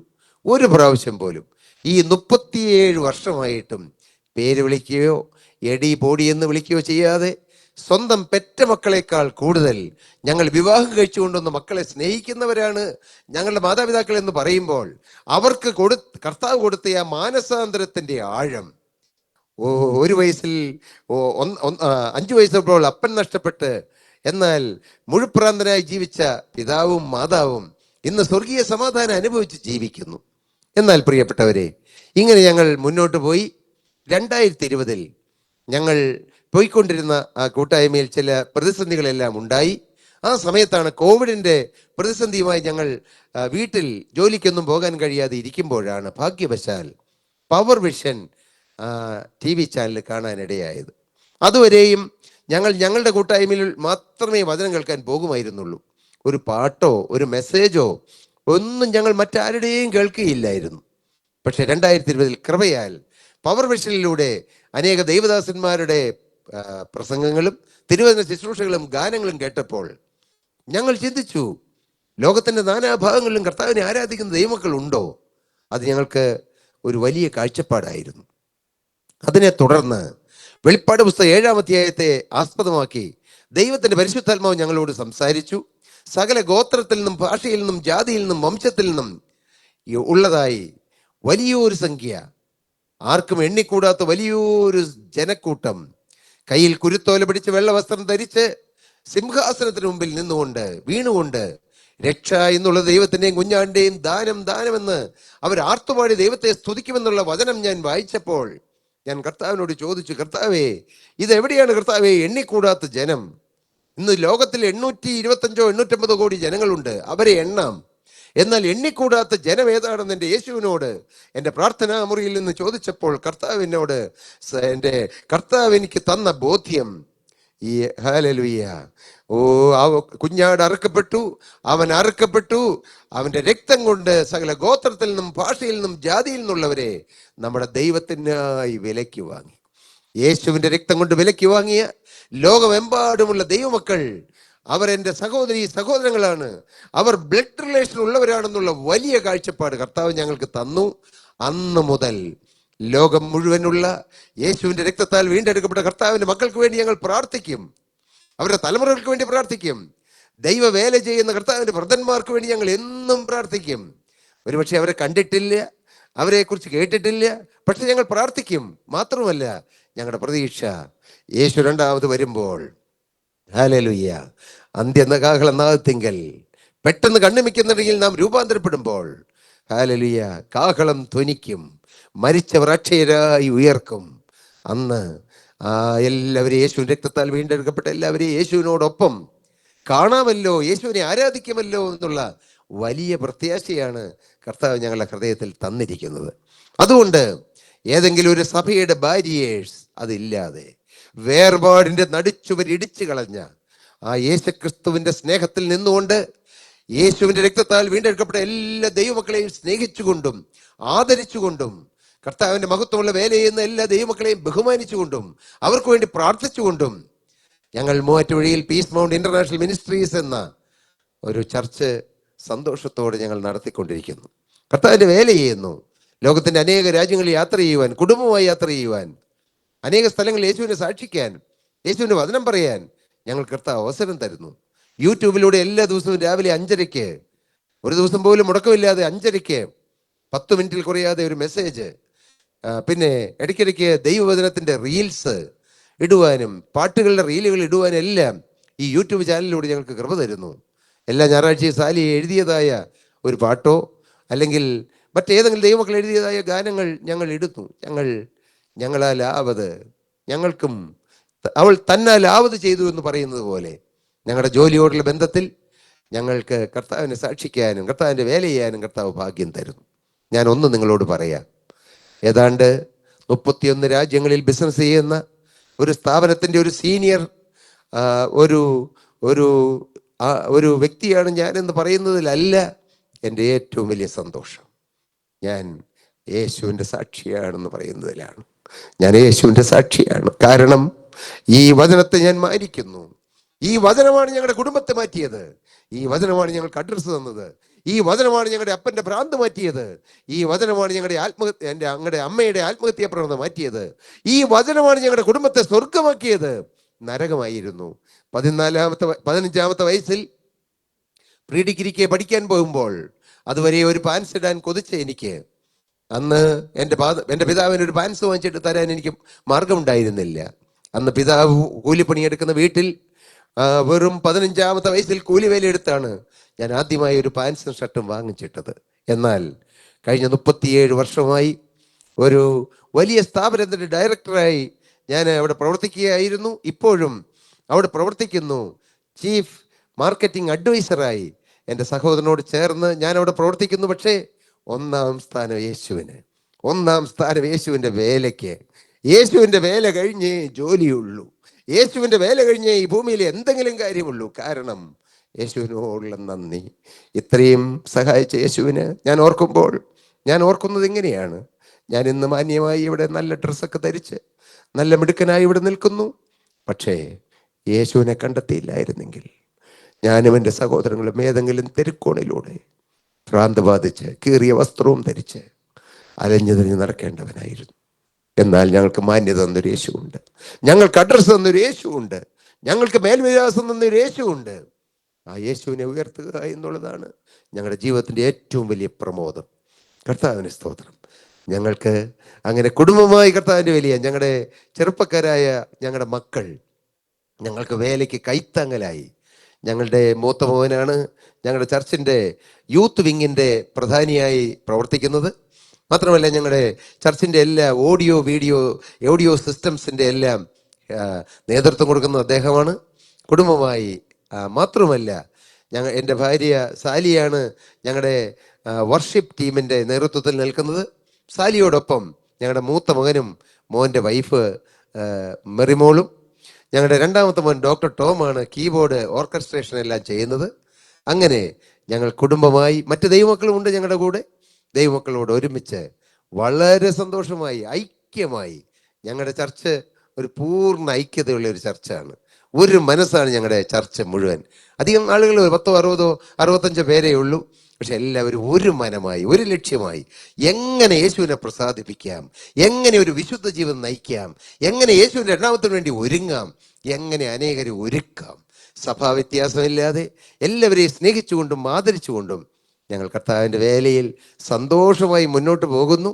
ഇന്ന് ഈ വാക്കുകൾ കേൾക്കുന്ന ദൈവമക്കൾ എല്ലാവരും ഞങ്ങൾക്കും ഞങ്ങളുടെ കുടുംബങ്ങൾക്കും ഞങ്ങളുടെ കൂട്ടായ്മയ്ക്കും ഞങ്ങളുടെ ചർച്ചിനും വേണ്ടി പ്രാർത്ഥിക്കണമെന്ന് അപേക്ഷിച്ചുകൊണ്ട് ഞാൻ എൻ്റെ എളിയ വാക്കുകൾ നിർത്തുന്നു. ദൈവനാമം മഹത്വപ്പെടട്ടെ. സ്തോത്രം.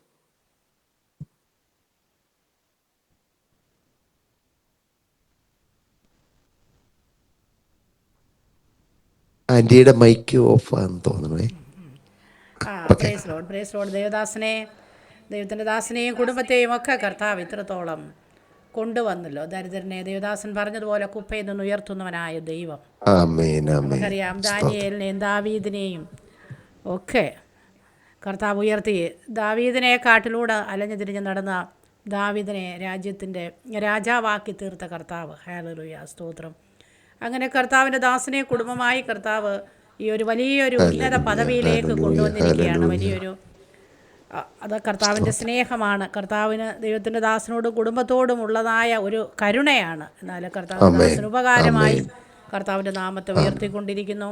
അപ്പോൾ ഈ 4500ഓളം ജോലിക്കാരുണ്ടെന്നാണല്ലോ പറഞ്ഞത്. അതെ അതെ. അപ്പോൾ ഇന്ത്യയിൽ അത് വിദേശം എല്ലാം കൂടെ കൂട്ടിയായിരിക്കും അല്ലേ?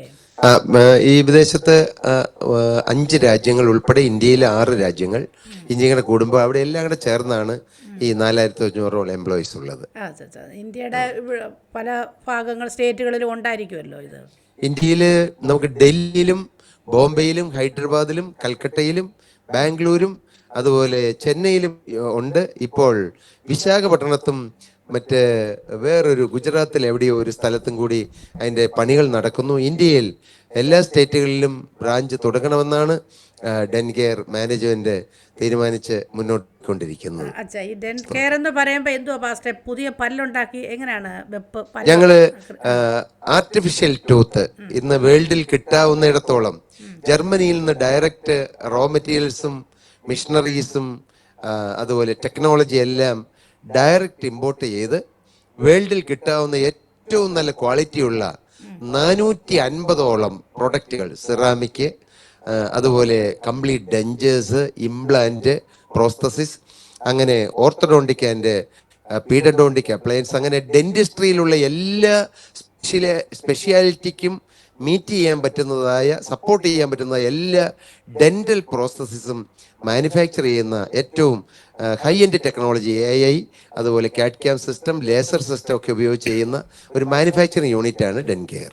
ഓക്കെ. ഇത്രയും വിദ്യാഭ്യാസമൊന്നും അന്നത്തെ കാലത്തില്ലായിരുന്നല്ലോ. ചെറിയ പ്രായത്തിലാണല്ലോ മൂത്ത ജ്യേഷ്ഠൻ അങ്ങനെ പോയെന്ന് പറഞ്ഞു. വെറും ഒരു ഡോക്ടറിന് ഹെൽപ്പറായിട്ട് നിന്നിട്ട് ഇതേ എങ്ങനെ ഉയരാൻ കഴിഞ്ഞു? എങ്ങനെ ദൈവം? 10ാം ക്ലാസ് പഠനത്തിന് ശേഷമാണല്ലോ എൻ്റെ ചേട്ടൻ, എൻ്റെ തൊട്ടുമൂത്ത ചേട്ടൻ, അദ്ദേഹമാണ് ഈ ഒരു ഡെന്റൽ അസിസ്റ്റന്റായി, മീൻസ് ഒരു അറ്റൻഡറായി ടോയ്ലറ്റ് കഴുകുക എന്നുള്ള പണിയൊക്കെ ചെയ്തുവെങ്കിൽ അദ്ദേഹത്തിന്റെ ഉത്സാഹം മൂലം ഈ ഡോക്ടർ അദ്ദേഹത്തെ ചെറിയ ചെറിയ പണികളൊക്കെ പഠിപ്പിച്ചു.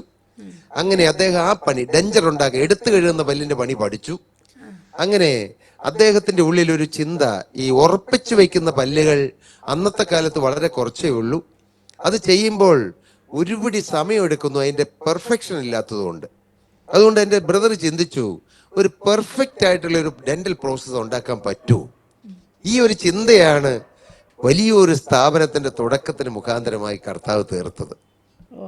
കർത്താവിന് സ്തോത്രം. പിന്നെ പോയി പഠിച്ചോ? എങ്ങനെയാണ് പിന്നെ ചേട്ടൻ പിന്നീട് ഡെന്റൽ ടെക്നോളജിയിൽ അവിടെ ചെന്നൈയിൽ പോയി ഒരു കോളേജിൽ പഠിച്ചു. ഫസ്റ്റ് റാങ്ക് ഹോൾഡറായിട്ട്, യൂണിവേഴ്സിറ്റിയിൽ ഫസ്റ്റ് റാങ്ക് ഹോൾഡറായിട്ട് അദ്ദേഹം പാസ്സായി. ഇത് കൂടാതെ എൻ്റെ ചേട്ടനും ഞങ്ങൾ എല്ലാവരും ലോകത്തിലെ അനേക രാജ്യങ്ങൾ, ജർമ്മനി, ഇറ്റലി, അങ്ങനെ സ്വിറ്റ്സർലൻഡ്, സ്വീഡൻ, അങ്ങനെ ഒരുപാട് രാജ്യങ്ങളിൽ പോയി ഡെന്റൽ ടെക്നോളജിയിലുള്ള പുതിയ പുതിയ കണ്ടുപിടുത്തങ്ങൾ ഞങ്ങൾ അപ്പോഴപ്പോൾ അപ്ഗ്രേഡ് ചെയ്യുകയും എല്ലാം ചെയ്തു. ഞാൻ MBA ചെയ്തു, എൻ്റെ മൂത്ത ചേട്ടൻ ഡിഗ്രി പാസ്സായി. അങ്ങനെ ഞങ്ങൾ വിദ്യാഭ്യാസത്തിലും ഇപ്പോഴും പഠിച്ചുകൊണ്ടിരിക്കുകയാണെന്ന് പറയാം. ഞങ്ങൾ എല്ലാവരും വളരെ ഉത്സാഹത്തോടെ പഠിച്ചുകൊണ്ടിരിക്കുന്നുണ്ട് ഇപ്പോഴും. അന്ന് അങ്ങനെ പഠിക്കാൻ നിവർത്തിയൊന്നും ഇല്ലാതിരുന്ന കാലഘട്ടത്തിൽ പിന്നെ അങ്ങനെ കുറേശ്ശെ പഠിച്ചില്ലേ ദേവദാസൻ എല്ലാവരും സഹോദരൻ? ഞങ്ങൾ അന്ന് നിവൃത്തിയില്ലാത്ത സമയത്തും 10 പൈസ വണ്ടിക്കൂലിക്ക് കൊടുക്കാനില്ലാതെ 10-12 കിലോമീറ്റർ നടന്ന് ഞാനും എൻ്റെ വലിയ ഏട്ടനും ഒരു ഗവൺമെന്റ് കോളേജിൽ പഠിച്ചു. അന്ന് വലിയ ഫീസ് കൊടുക്കണ്ടല്ലോ. അങ്ങനെ ഞങ്ങൾ രണ്ടുപേരും ഡിഗ്രി വരെ പഠിച്ചിരുന്നു. നടുവിലത്തെ ചേട്ടനാണ് 10ാം ക്ലാസ്സിൽ പഠിത്തം നിർത്തിയത്. പക്ഷേ അദ്ദേഹവും യൂണിവേഴ്സിറ്റിയിൽ ഫസ്റ്റ് റാങ്ക് ഹോൾഡറായിട്ട് ഡെന്റൽ ടെക്നോളജിയിൽ നല്ല ഡിഗ്രികൾ എടുത്തു. അങ്ങനെ നല്ല പഠനം അദ്ദേഹത്തിനും കിട്ടി, നല്ല എക്സ്പീരിയൻസ് കിട്ടി, ഒരുപാട് ട്രെയിനിങ്ങുകൾ, അനുഭവ സമ്പത്ത് ധാരാളം ലഭിക്കാനിടയായി. അതെ, ബുദ്ധിയും ജ്ഞാനവും ഒക്കെ കർത്താവ് ദൈവം ദാനമായിട്ട് കൊടുത്തു. കർത്താവ് യഹോവ ഭക്തി ജ്ഞാനത്തിന്റെ ആരംഭമാണെന്ന് കർത്താവിന്റെ വചനം പറയുന്നത് ശരിക്കും ഞങ്ങളുടെ ജീവിതത്തിൽ അതൊരു അനുഭവമാണ്. ഓക്കെ. അപ്പൊ ഈ പല്ല് ഉണ്ടാക്കുകയാണ് ഇല്ലയോ?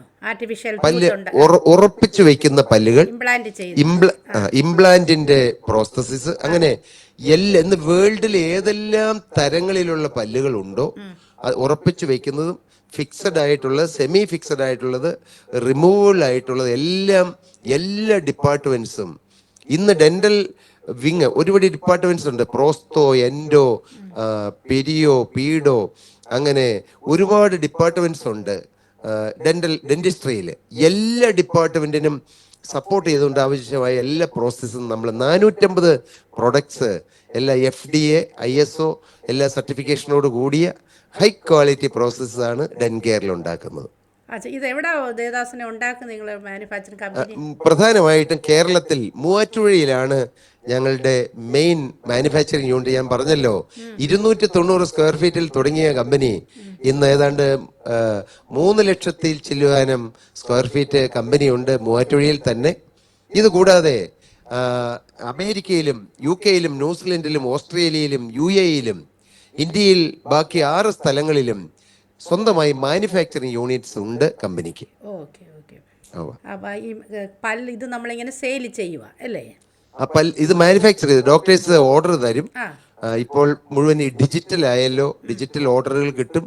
നമ്മളിവിടെ CAD/CAM അങ്ങനെ ഡിജിറ്റൽ സിസ്റ്റമാണ് ഏറ്റവും കൂടുതൽ ഇവിടെ ഇംപ്ലിമെന്റ് ചെയ്തിരിക്കുന്നത്. നമ്മളല്ലാതെ നമ്മളവിടെ പല്ലിന്റെ ഒന്നുമില്ല ഇല്ലയോ? എന്തോ കർത്താവ് ഒന്നുമില്ലായ്മയിൽ ഞങ്ങളെ ഉയർത്തി വളർത്തി. അപ്പൊ ഏറ്റവും നല്ല ഒരു നിലയിൽ കർത്താവ് തന്നെ ഉയർത്തി, കർത്താവ് സഹായിച്ചു. പല്ലിന്റെ ഹോസ്പിറ്റലോ അങ്ങനെയുള്ള കാര്യങ്ങളായിട്ടൊന്നുമില്ല ഇല്ലേ? അത് ഡെൻകെയറിന്റെ പേരിൽ ഡെന്റൽ ഹോസ്പിറ്റൽ ഇല്ല. പക്ഷേ ഞങ്ങളുടെ മൂത്ത മകൻ സാം സാജു, ആ മോന്റെ മോള് ഡെന്റിസ്റ്റ് ആണ്. മോൾ നേതൃത്വം കൊടുത്ത് മൂവാറ്റുപുഴയിൽ തന്നെ പീസ് മൗണ്ട് ഡെന്റൽ എന്ന ഒരു ഡെന്റൽ ക്ലിനിക്ക് ഇപ്പോൾ നന്നായിട്ട് റൺ ചെയ്യുന്നു. എല്ലാ സ്പെഷ്യാലിറ്റി 10 ഡെന്റിസ്റ്റ് അവിടെ സ്പെഷ്യലിസ്റ്റുകൾ വർക്ക് ചെയ്യുന്നുണ്ട്. കൂടാതെ ഇപ്പോൾ കാക്കനാട് ഈ മാസം ഇനോഗ്രേറ്റ് ചെയ്യാൻ പാകത്തിന് ഒരു പുതിയ ക്ലിനിക്ക് കൂടി കുഞ്ഞുങ്ങൾ നടത്താനുള്ള കാര്യങ്ങളൊക്കെ ചെയ്തുകൊണ്ടിരിക്കുന്നു. സ്തോത്രം. ഓക്കെ. കർത്താവ് ദാസനെ ദൈവം സഹായിക്കട്ടെ. ഇത്രത്തോളം ദൈവം ഉയർത്തി കൊണ്ടുവന്നു. അപ്പോൾ നമ്മൾ എങ്ങനെയെങ്കിലും അവിടെ ഇത് ഹെൽപ്പ് അങ്ങനെ വല്ലതും ചെയ്യുന്നുണ്ടോ? അത് ഏതെങ്കിലും വിധത്തിൽ നിവർത്തിയില്ല? പ്രത്യേകിച്ച് ഞങ്ങളുടെ സ്ഥാപനത്തിൽ 80% കൂടുതൽ ലേഡീസ് ആണ് വർക്ക് ചെയ്യുന്നത്. പൊതുവെ അറിയാമല്ലോ, മിക്കവാറും ലേഡീസ് ആണല്ലോ കുടുംബ ഭാരങ്ങളും, പ്രത്യേകിച്ച് ഭർത്താക്കന്മാര് എല്ലാവരും ഉത്തരവാദിത്തമെടുത്ത് പോകുന്നവരല്ലാത്ത ഒരു സാഹചര്യത്തിൽ അങ്ങനെയുള്ള പ്രതിസന്ധികൾ ഒത്തിരി തരണം ചെയ്യുന്ന സഹോദരിമാരുണ്ട്. കൂടാതെ അവരുടെ കുടുംബങ്ങൾ 4500 പേര് വർക്ക് ചെയ്യുമെന്ന് പറയുമ്പോൾ എത്രയോ കുടുംബങ്ങളാണ്, എത്രയോ ആളുകളാണ്. അവരിൽ തന്നെ രോഗികളും പ്രയാസം അനുഭവിക്കുന്നവര്, ക്യാൻസർ ഉള്ളവര്, അങ്ങനെ ഒരുപിടി പ്രയാസം അനുഭവിക്കുന്നവരുണ്ട്. എൻ്റെ സഹോദരൻ കഴിയാവുന്ന അദ്ദേഹത്തിൻ്റെ ലിമിറ്റേഷൻസിൽ നിന്നുകൊണ്ട് അങ്ങനെയുള്ള സഹായങ്ങൾ പ്രത്യേകിച്ച് പുറത്തേക്ക് അധികം കൊടുക്കാൻ പറ്റാറില്ല എങ്കിൽ പോലും ചില സഹായങ്ങൾ അശരണരും അങ്ങനെ പാവപ്പെട്ടവരുമായ ആളുകൾക്ക് ചില സഹായഹസ്തങ്ങൾ ചെയ്യാറുണ്ട്. വ്യക്തിപരമായും കമ്പനിയിൽ നിന്നൊക്കെ ചെയ്യാറുണ്ട്. അത് ജാതി മത ഭേദമന്യേ അദ്ദേഹം അങ്ങനെ ആ കമ്പനിയിൽ നിന്നും സഹായങ്ങൾ ചെയ്യാറുണ്ട്. പക്ഷേ നമുക്ക് അത് മുഴുവൻ പൂർത്തീകരിക്കാൻ പറ്റാറില്ല. കാരണം അത്രമാത്രം ആവശ്യക്കാര് ഞങ്ങളുടെ ഇടയിൽ തന്നെയും ഉണ്ട്. പക്ഷേ പരമാവധി ഞങ്ങൾ അതിനോട് സഹകരിക്കാറുണ്ട്. ഓക്കെ. കർത്താവിനെ ദൈവം ഇത്രത്തോളം കൊണ്ടുവന്ന അതിലൊരുപാട് കഷ്ടങ്ങളിലൂടെ ദൈവം ഉയർത്തി കൊണ്ടുവന്നപ്പോൾ കഷ്ടത എന്താണ്, ദുഃഖം എന്താണെന്നൊക്കെ വളരെ ജീവിതത്തിൽ മനസ്സിലാക്കുവാൻ കഴിയുന്നുണ്ടല്ലോ. ഒരാൾ നമ്മളോടൊരു കഷ്ടത പറഞ്ഞാൽ അതിനെ മനസ്സിലാക്കി അവരെ ഹെൽപ്പ് ചെയ്യുവാനുള്ളതായ ഒരു അനുഭവം നമ്മുടെ ജീവിതത്തിലുള്ളത് കൊണ്ട് അത് ചെയ്യുമെന്ന് കർത്താവിൽ വിശ്വസിക്കുന്നു. കർത്താവ് നിങ്ങളെ സഹായിക്കട്ടെ, ധാരാളം അനുഗ്രഹിക്കട്ടെ. പിന്നെയും ദൈവത്തിൻ്റെ ദാസൻ പറഞ്ഞ പോലെ ഇതൊക്കെ നമ്മുടെ ഭൂമിയിലുള്ളതാണ് എങ്കിലും സ്വർഗത്തിൽ കർത്താവ് വലിയൊരു നിക്ഷേപം നമുക്ക് വേണ്ടി ഒരുക്കിയിട്ടുണ്ട്. കർത്താവ് ദാസനെ കുടുംബമായും കർത്താവ് അതിനായി ഒരുക്കട്ടെ. പിന്നെ തലമുറയായ ദൈവം അതിനായി ഒരുക്കട്ടെ. കർത്താവിൻ്റെ വരവ് താമസമെങ്കിൽ കർത്താവ് സഹായിക്കട്ടെ. Thank you. ഞങ്ങളോടൊപ്പം ഇത്രത്തോളം സമയമായിരുന്നതിൽ ഒത്തിരി നന്ദിയുണ്ട്. കർത്താവ് ധാരാളം അനുഗ്രഹിക്കട്ടെ. ദേവദാസനൊന്ന് പ്രാർത്ഥിച്ചാട്ടെ. ഹല്ലേലൂയ. സ്നേഹം നിറഞ്ഞ കർത്താവേ, ഞങ്ങളുടെ സ്വർഗീയ പിതാവേ, അവിടുത്തെ ദാനമായി തന്ന ഈ മനോഹരമായ നല്ല സമയത്തിനായി ഞങ്ങൾ നന്ദി പറയുന്നു. കർത്താവെ, അടിയന് കർത്താവിനെ സാക്ഷിപ്പാനും അവിടുത്തെ പ്രിയമക്കൾക്ക് യേശു ചെയ്ത വൻ കാര്യങ്ങളെ കേൾക്കുവാനും ആത്മീയമായും ഭൗതികമായും ഉയർത്തുന്നൊരു യേശു ഉണ്ടെന്ന് കേൾക്കുവാനും ഈ മക്കൾക്കും അവിടുന്ന് കൊടുത്ത ഭാഗ്യത്തിനായി സ്തോത്രം. കർത്താവെ, ദുരിതങ്ങളിലൂടെയും വേദനകളിലൂടെയും സങ്കടങ്ങളിലൂടെയും രോഗങ്ങളിലൂടെയും കഷ്ടപ്പാടുകളിലൂടെയും ഞെരുക്കങ്ങളിലൂടെയും കണ്ണുനീരിൻ്റെ അനുഭവങ്ങളിലൂടെ പോകുന്ന അനേകർ ഞങ്ങളുടെ ചുറ്റുപാടുമുണ്ട്. ഒരുപക്ഷെ ഈ വാക്കുകളെ കേട്ടുകൊണ്ടിരിക്കുന്നവര്, ഈ പ്രാർത്ഥനയിൽ പങ്കെടുത്തുകൊണ്ടിരിക്കുന്നവരും അങ്ങനെ പോകുന്നവരുണ്ടെങ്കിൽ കർത്താവേ, അവിടുത്തെ ആണിപ്പഴുതുള്ള കരം നീട്ടണമെന്ന് പ്രാർത്ഥിക്കുന്നു. Hallelujah, hallelujah. എല്ലാവരും രക്ഷയിലേക്ക് വരുവാൻ, ആരും നശിച്ചു പോകാതെ എല്ലാവരും മാനസാന്തരപ്പെടുവാൻ ഇച്ഛിച്ച് ദീർഘക്ഷമ കാണിക്കുന്ന കർത്താവേ, എല്ലാവരും സിയോനിൽ നിന്ന് വരുന്ന രക്ഷ അനുഭവിപ്പാൻ, സ്ഥിതി മാറുന്നവരായി തീരുവാൻ, കർത്താവിനെ സ്തുതിക്കുന്നവരായി തീരുവാൻ, ഒരു രക്ഷിക്കപ്പെട്ട് മാനസാന്തരപ്പെട്ട് ഒരു വിശുദ്ധ ജീവിതം നയിച്ച് കർത്താവിൻ്റെ വരവിന് വേണ്ടി നോക്കിപ്പാർത്തിരിക്കുവാൻ എല്ലാവരെയും സഹായിക്കണം. നാഥ, അടിയന് ഈ അവസരം തന്ന പ്രിയ ആൻറ്റിയെയും ഈ ശുശ്രൂഷയെയും ഈ TV പ്രോഗ്രാമിനെയും ഞങ്ങൾ അവിടുത്തെ കരങ്ങളിൽ ഏൽപ്പിക്കുന്നു. അനുഗ്രഹിക്കണമേ. അവിടുത്തെ രണ്ടാമത്തെ വരവ് താമസിക്കുന്നുവെങ്കിൽ അനേകരുടെ ജീവിത അനുഭവങ്ങൾ പങ്കുവച്ച് ലോകം മുഴുവൻ സുവിശേഷം അറിയിക്കുവാൻ ഈ പ്രസ്ഥാനത്തെ അനുഗ്രഹിക്കണമേ. ആൻറ്റിയെയും കുടുംബത്തെയും തലമുറകളെയും അനുഗ്രഹിക്കണമേ. എന്നീ വാക്കുകളെ കേൾക്കുന്നവരുടെ മേൽ യേശുവിൻ്റെ കരം വരുമാറാകട്ടെ. യേശുവിൻ്റെ കരം തൊടണമെന്ന് പ്രാർത്ഥിക്കുന്നു. അടിയനെ ഈ അവസരം തന്നതിനാൽ കർത്താവിന് നന്ദി പറയുന്നു. യേശു ക്രിസ്തുവിൻ അത്ഭുത നാമത്തിൽ തന്നെ. ആമേൻ. ഹല്ലേലൂയ.